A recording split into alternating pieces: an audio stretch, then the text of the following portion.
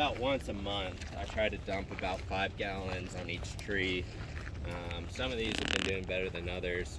That hackberries just doesn't quite like where it's at out here, but this was identified as one of our low spots when we had some civil engineers come and do a walkthrough of the property. And they said we could either, put a 4-foot culvert going down and dumping straight into Shook's Run, or find some other way of, mitigating the drainage.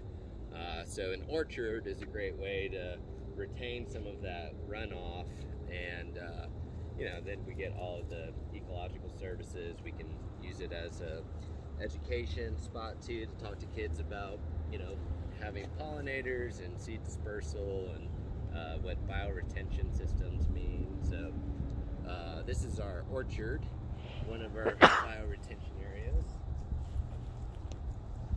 Summer, it started off with just a couple levels there on the tree, and each week and each day we would ask them what they wanted to build next, and so they were in charge of the design, and we taught them the skills to let it come into a reality. So again, all of those big like cylinder, what am I trying to say, like those pier dock. Anyways, we built that out this summer with a bunch of kids. Got all the mulch donated.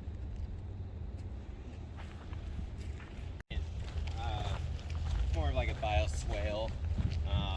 Obviously, this whole area is draining down into what we've funneled it into this little J-hook, and so we will eventually have that planted with,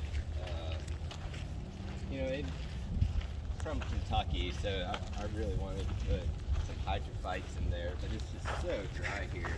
There's no way they survive.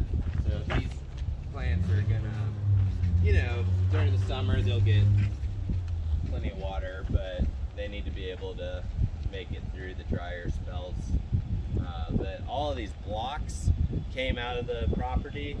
That concrete's called mafia blocks. I like to think because they're about the shape and size of a full-grown man. Shove them in there, pour concrete, dump it into the water, never find them. But yeah, we try to reuse as much of the concrete that we have here on the property as possible. Get other things donated.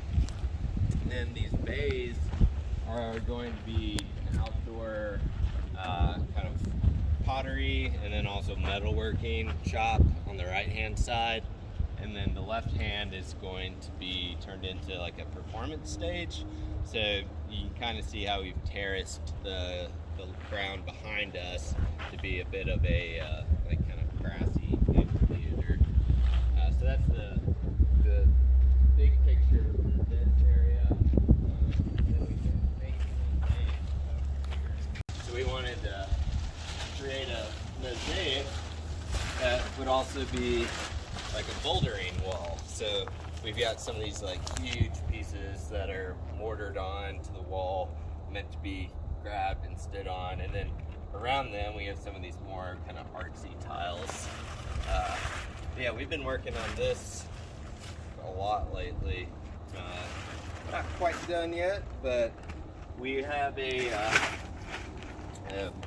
mega mosaic marathon going on this evening and tomorrow evening. If you all have some free time and want to come back to that. These are the Siberian elms that Sam and Cody are looking to remove from Sonderman Park Forest Health Project area. But as we look down on the left side here, these have not been thinned at all. So you can see that this is the natural regeneration process. Like, those little papery seeds that fly down? Those are from this species. And so when the timing is right, a lot of them germinate at the same time. You get this really like thick but low DBH kind of forest. And then if you thinned it, you know, and you gave more resources to each individual tree, as we see on the right side, they would start to take a more tree-like shape and form. And then look at how the landscape changes. It's still open in the low story for small mammals and other creatures to enjoy. There's still browse. There is also a lot more shade because these trees are able to get taller. So this is the managed side and this is the unmanaged side. Retaining walls, we'll try to like replace it with good, better soil at least. And this soil is just donated from the city cleaning of. Some of it comes from the city, other it comes from like different contractors in town, tree removal services. You noted something else that was really interesting in this season when we think about the foliage and thinking about identifying the trees. Right now, like the cottonwoods are green, or excuse me, yellow, but the Siberian elm is still green. So it's kind of interesting how their phenology is a little bit different. But here we are in Shook's Run. Yeah, so we had our Creek Week cleanup 2 Saturdays ago, maybe.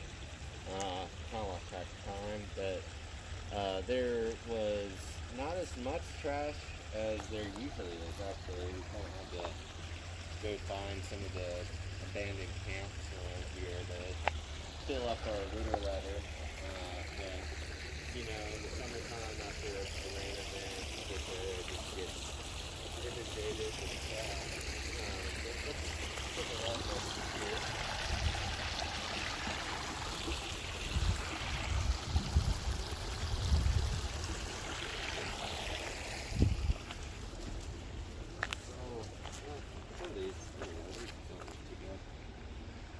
This was a good tree to show the kids. I'll ask you all, what do you think makes those cuts out of the leaf? Some kind of insect. Yeah, it is an insect. It's a flying insect. Moths? Not a moth. Are they bees? A bee, yeah. So these are markings from a leafcutter bee. And so this summer we did a little bit of research with the kids to figure out how we can create habitat for these leafcutter bees. And that little, I guess it kind of looks like a cat or an owl maybe. I think they're going for an owl. You see it hanging from the tree right there? So it's got a, I think it's a smaller than a quarter inch. But they have done these little experiments to figure out what diameter hole these cutter bees prefer when they're out searching for a place. So then we just matched the drill bit to that size, and we put probably like 15 of those up. So, you know, whether or not they're occupied, who knows, but it gets the kids thinking about creating habitat for certain insects.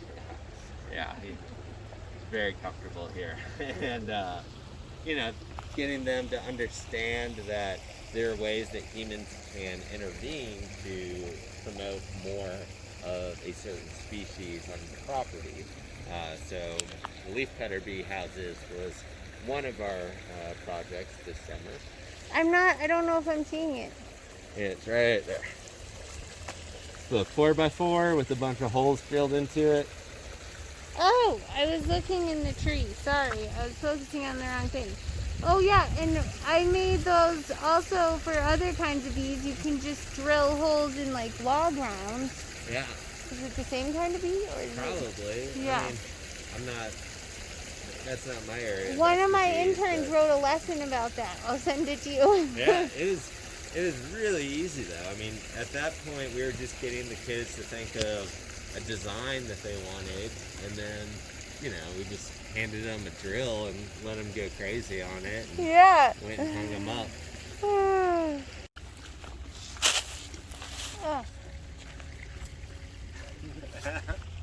Yeah. It's a bat house. It's even labeled. A little cute bat driving on it.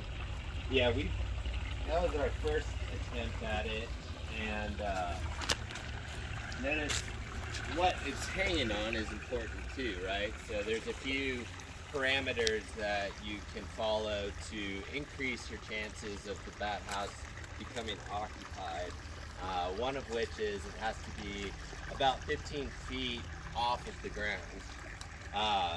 Reason why is, a bat is going to hit that bottom post and then crawl up inside of it, and then when it's ready to launch, it's just going to drop out. And so if it were only a few feet off the ground, they wouldn't have that air to get their wings out and start flying. So it needs to be about 15 feet off the ground. Bats typically really gravitate towards snags, towards standing dead trees or trees with exfoliating bark. They like to, certain species of bats that like to roost in trees will get up behind that exfoliating bark and roost there during the day. And they also want to get some morning sun. So this location faces about south and catches some morning sun. Unfortunately, as you may have noticed as I was talking, the wasps found it first. And if the wasps inhabit it, then the bats won't. And I haven't gotten the courage up to get a tent pole and shake it around in there and knock out the wasps' nest. So one of these days I'll get up there and do that, but not today.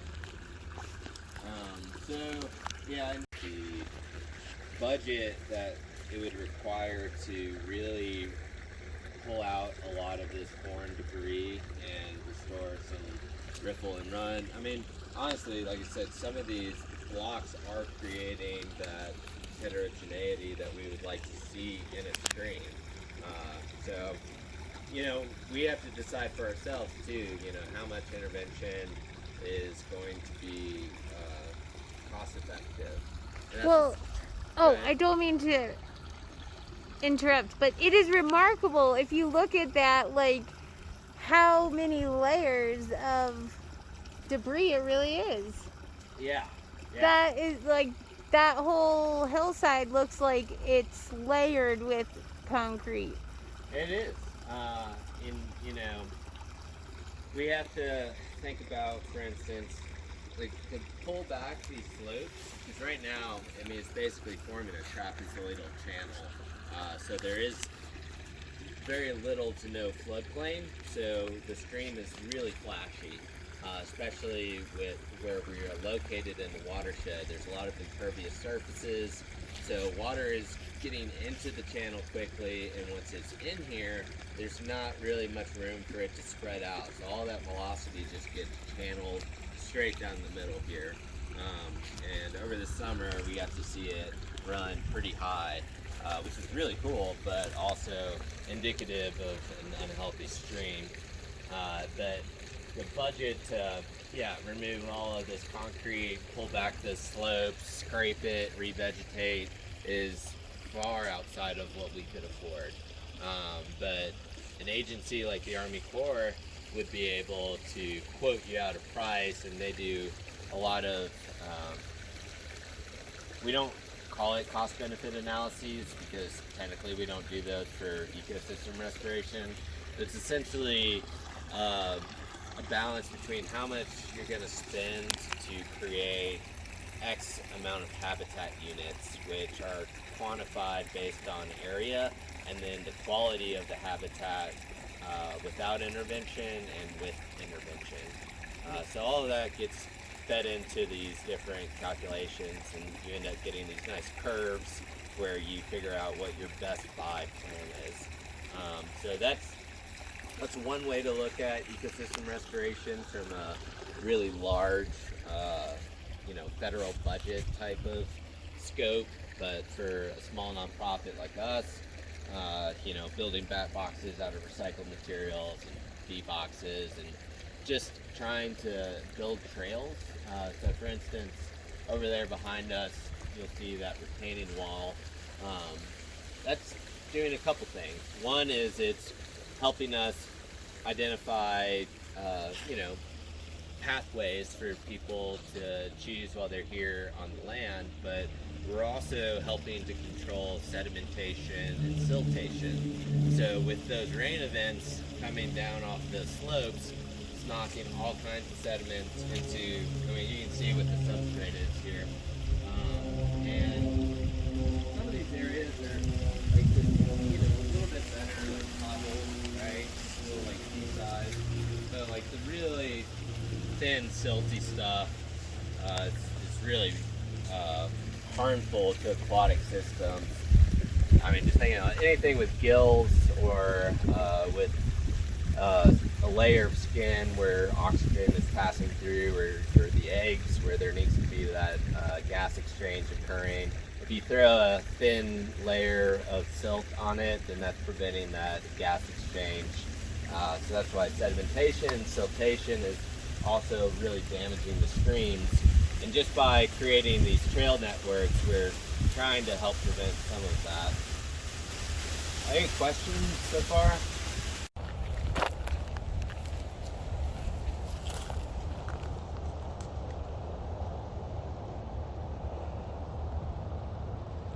See, now we've just kind of walked up out of that drainage. I'm standing on top of that concrete and escarpment.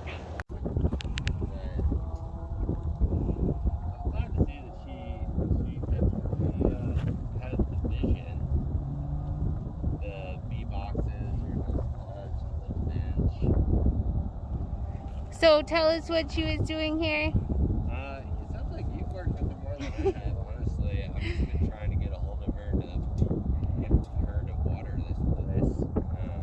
Yeah, I didn't really hear what came of it, but when we were talking about it, you know, we were just looking at ways to mitigate the weeds. And so clearing, and then potentially she applied native seed to it. But take a look outside of her plot. It's kochia, which is already done for the year. We've talked about kochia before. But see, one thing I talked to this student about was the application of water and how it might promote more weeds. So, as we can see, now we have 100% cover of bindweed, which is just a weed that likes more water. And from my perspective, I'd rather have kochia because kochia is an annual, so it's about seed management. But bindweed is a rhizotomous perennial, so like the root system in here now is continuous of this bindweed. And maybe over here, the bindweed seeds are there, whatever, but the ecosystem's wrong. It's just far too xeric for the bindweed to take hold. And our native plants would actually prefer this dry xeric scape than this more mesic environment. Stonework was done by a guy who was spending a lot of time out here on the property. So this is kind of going to turn into, there will be multiple iterations of installation for the sculptures that the kids are designing and we help them build. But these kids were ages, you know, like 5 through 12. So just the fact that they came up with an idea and, you know, we helped them put some recycled material together and throw some paint on it, you know, it's pretty cool if they got it done. Yeah, let's go see if any of these things are still alive. Alive, strictly parentated. And yeah, this Lone Ranger over here.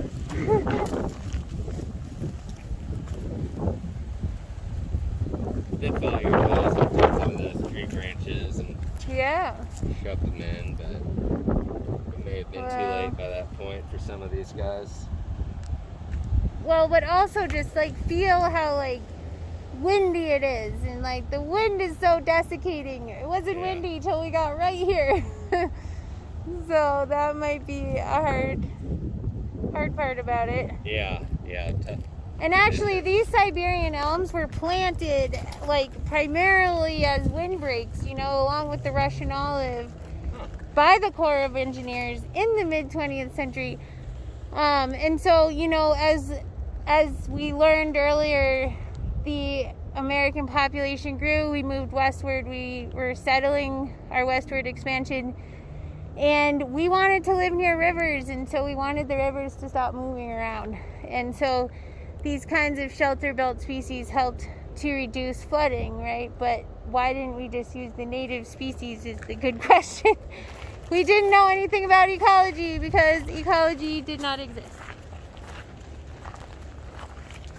Got pretty into building this out. Found Creek Watershed's gonna give us a new map here soon to put up there at the middle of it.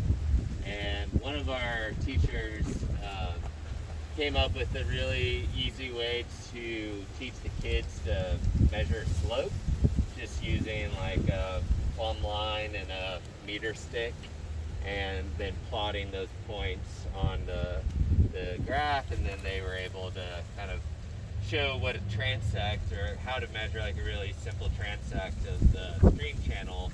And there's whole careers in hydrology and hydraulics dedicated to understanding stream channel geometry and the roughness coefficients and how water is being transported into the channel, and then once it's in the channel, what it's doing.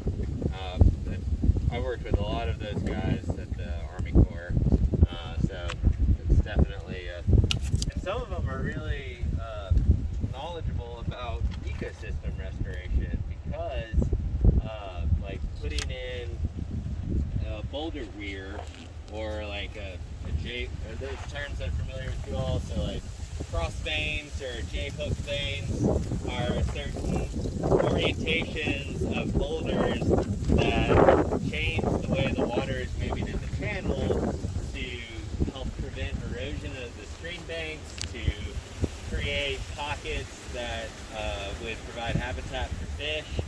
And as biologists, we understand the habitat, and we understand what a particular species of fish or mussel or whatever wants, but it's actually the hydrologists and the hydraulic engineers that are designing those different features in the stream channel.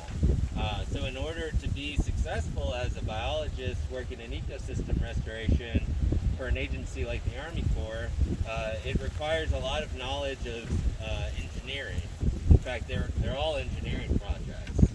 So that was something that I had a misconception of when I started working for the Army Corps, is that the biologists aren't the ones designing the restoration plans necessarily, or at least not solely. They work very closely with engineers to ensure that the velocities that will be present in that stream channel won't exceed the strength of whatever feature that you're installing. And then, understanding all of the different ways that water moves is very complex. Yeah, I always, like when I used to think about starting a consulting firm, I was like, I need a hydrologist and an engineer. You can't be a biological consultant without those things. Pikes Peak Summit House construction. So, earlier in the spring we were getting large shipments of lumber that they were using while they were still framing.